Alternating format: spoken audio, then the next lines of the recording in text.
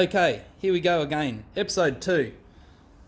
Thanks a lot everybody that left a comment in the comment section and also liked last week's upload. I'm glad you all enjoyed it and I'll try and keep you entertained.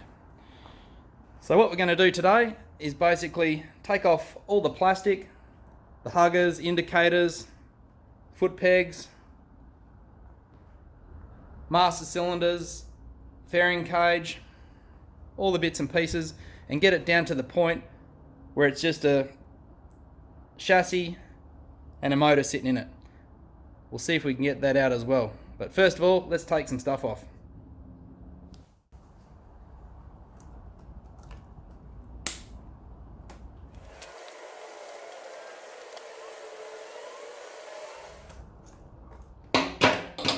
They were pretty tight. I don't think they've been undone for about 30 years.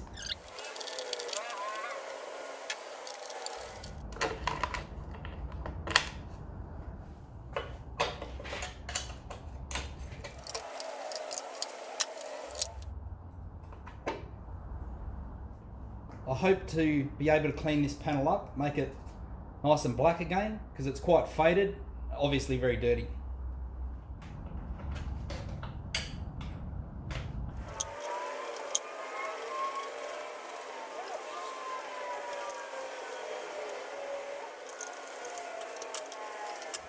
So that's all free now. Just need to disconnect the wiring from inside the tail light because it looks like this can't pass through that hole. So we'll pull the lens off, pull the wires off the light.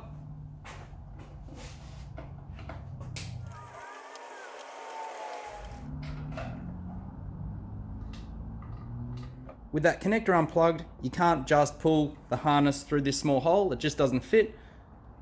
So you just disconnect the wiring here and pass that back through the inner guard. So one of these is for your tail light and one is for the brake light. With the rear guard all stripped down, we can remove the 4 bolts and take it off.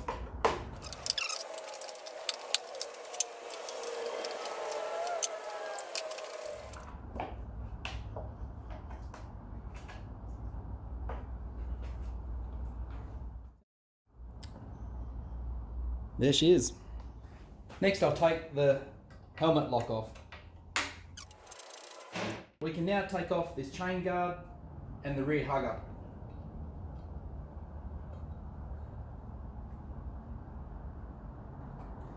They're pretty tight. This should be interesting.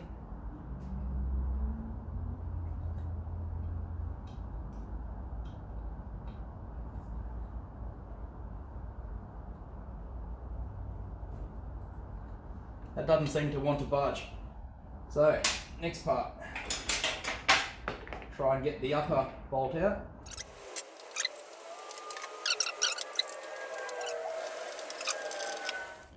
You can see it's been a very long time since they've seen the light of day.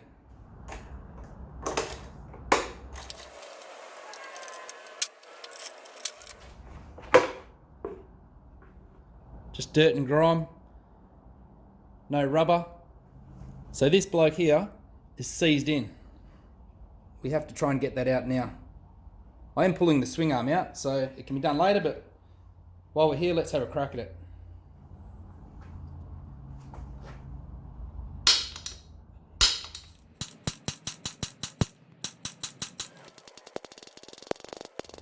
Pretty tight, but we've got it on the run. I'm going to spray some WD-40 in there now to help free it up.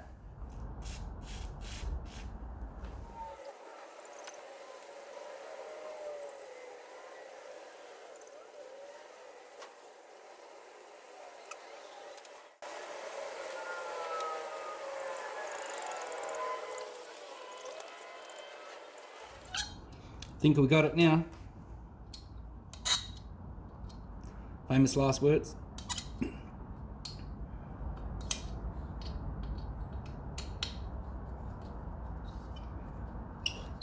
Yeah, it's all rusty. We done well getting that out. While we're down this end of the world, let's take this cover off and side stand.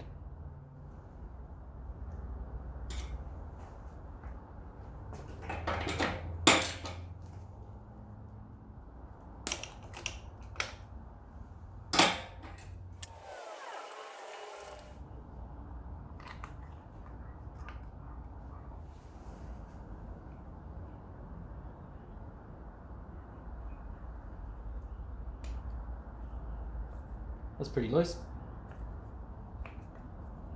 They always seem to come loose, these bolts.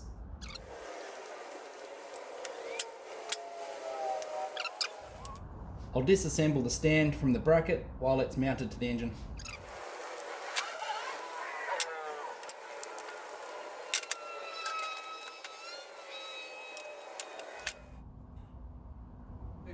What we'll do now is to remove all the rubber grommets, nuts, bolts, washers, clips, cables, everything that we can take off this bracket, because we're going to get it painted black to save it rolling around on the bench while we're trying to do it again. It's just simpler now. So let's strip this down, then we can unbolt it.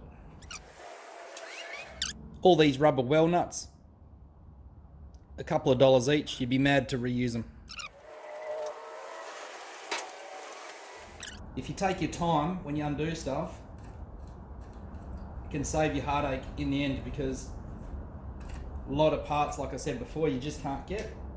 So you don't want to rush into it and break a plastic cover and find you can't get it, or you have to try and source a second-hand one.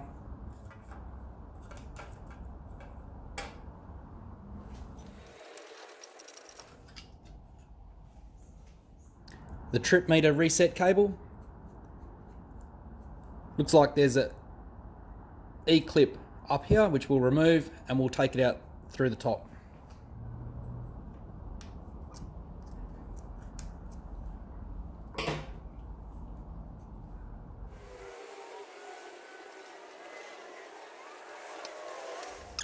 So I can't get it to pass through the steel bush.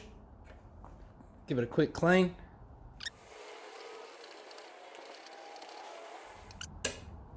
Not quite.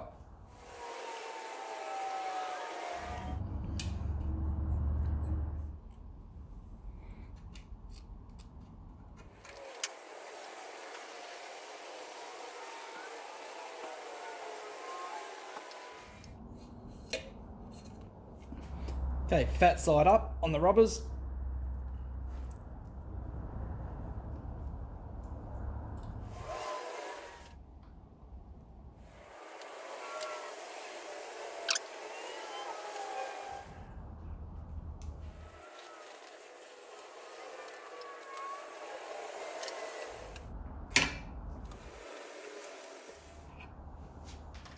Another well nut, fully past its use by date.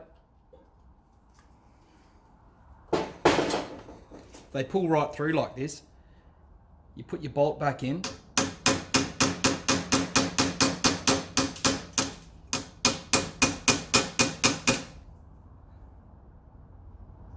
And you go nowhere.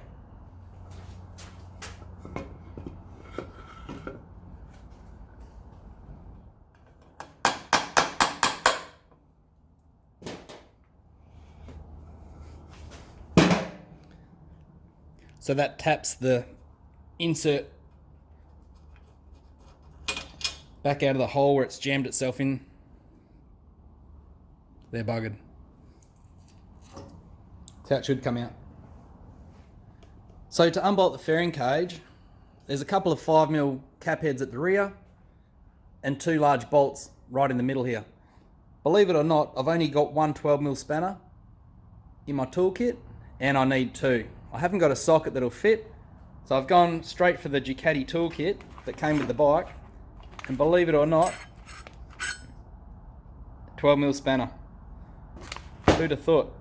The old toolkit's pretty good compared to the bikes these days. You could just about pull the whole bike apart, I reckon.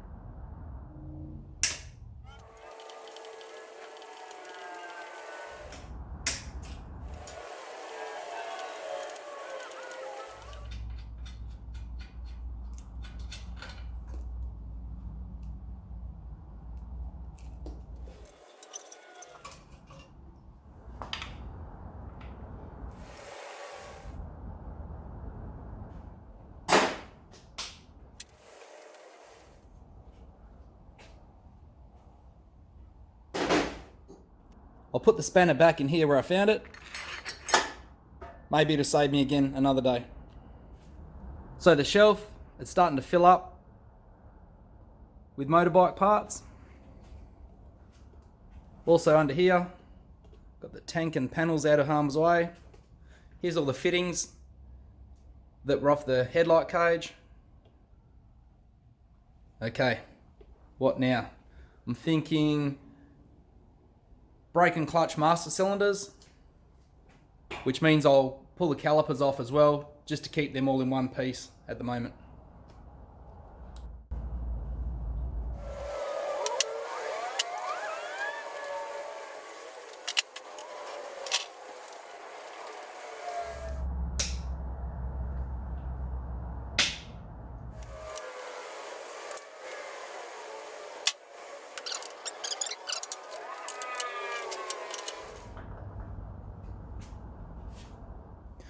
To remove the clutch master cylinder, we need to take the lever off so we can access the two little screws that bolt this choke lever to the master cylinder. Bit dry. Now we can take this lever off like this. Remove the screws and also one at the top here. If you over tighten these, they'll snap the housing as well.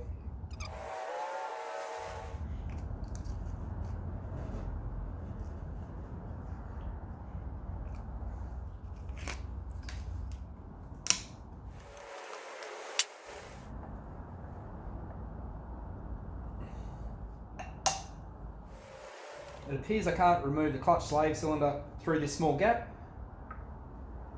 We'll take the airbox off and it should free it up a little bit.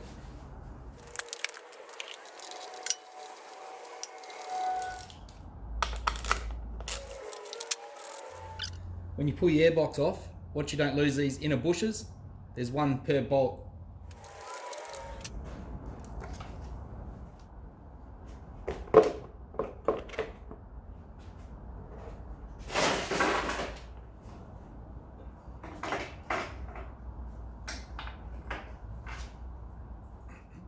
That's the clutch system.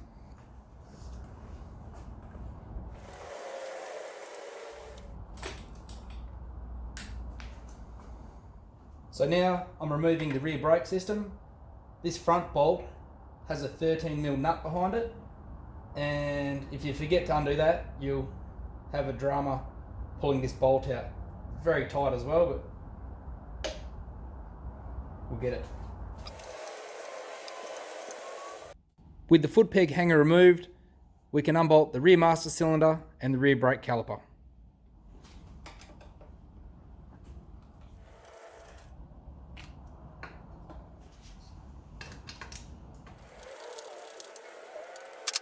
To remove the rear brake caliper, undo these guys down the bottom. Don't do the top ones, it'll split the caliper in half.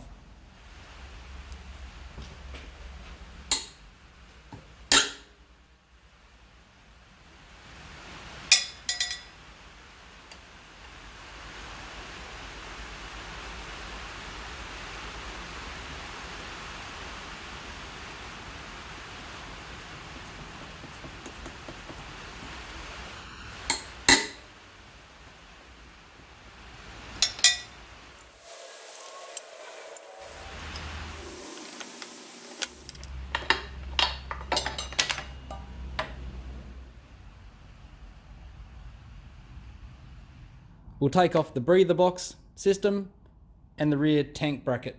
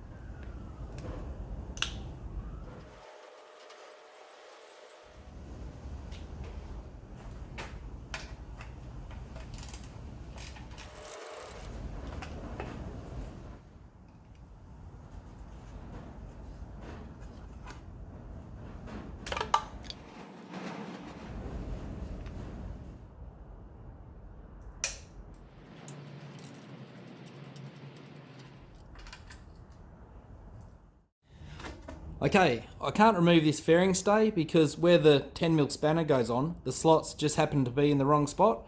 I can't get my spanner in there without the risk of hurting the fins. So we'll pull this guy off when the barrel's off. Just a few more parts to strip off. Like some grommets and some well nuts.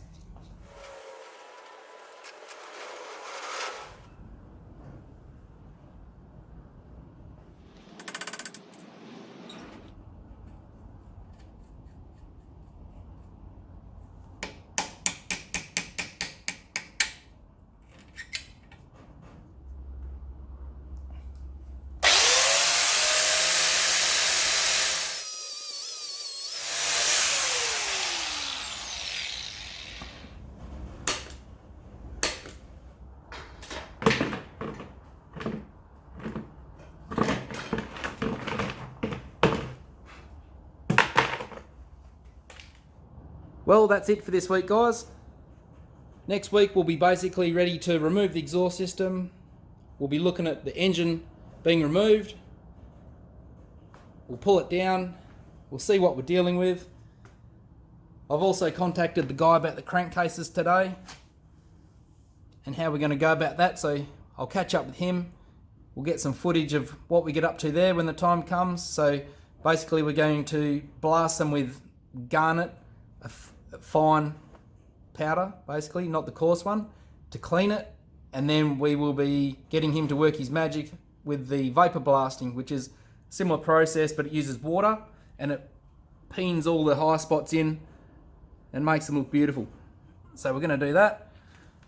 Also, we'll ultrasonically clean the carbies, soda blast them guys, clean them right up, rebuild them, change all the parts in them, look at sending all the bolts out to be recoated. So we want all these fittings to come up like new. There's a mob just out of town in Perth that do that apparently. So that gold finish that's on like a Dynabolt, that's what we want it to look like. But anyway, thank you very much for leaving comments and liking last week's video.